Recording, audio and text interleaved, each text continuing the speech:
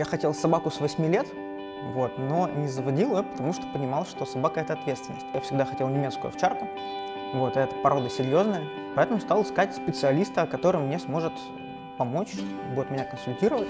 Я работаю спасателем, и кинолог как бы это дополнительная специальность. Просто если вас там на кинолога выучат, то это теория.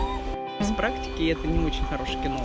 Ей нужно было тренировать своих собак. Чтобы тренировать своих собак, нужны статисты, которые прячутся в лесу. Ну, она позвала своих друзей-собачников. Друзья-собачники посмотрели, сказали: мы тоже хотим, чтобы у нас собаки умели искать. И вот так это все завязалось.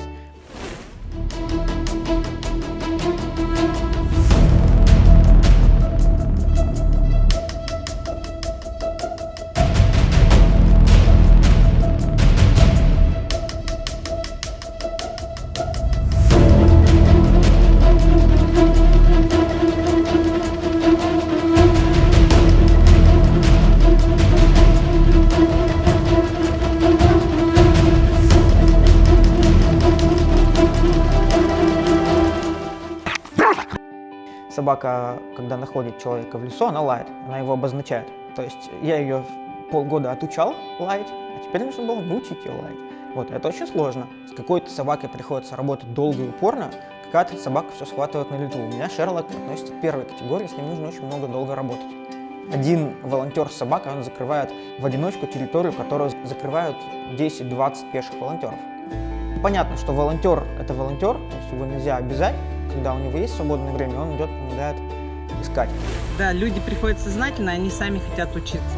Мы просто новичка, который хочет идти и не подготовлен, в лес не отпустим, потому что потом придется его искать. И проблема была в том, что нам не хватало оборудования, то есть навигаторы, рации, этого всего не было в отряде.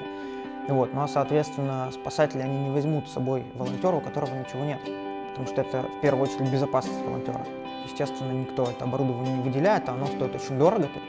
Вот. И так мы в 2018-м выиграли первый президентский грант на вот это оборудование. Теперь оно у нас есть. Если спрашивают волонтера: а сколько вы нашли его? Он говорит, что я там за 2 года никого не нашел.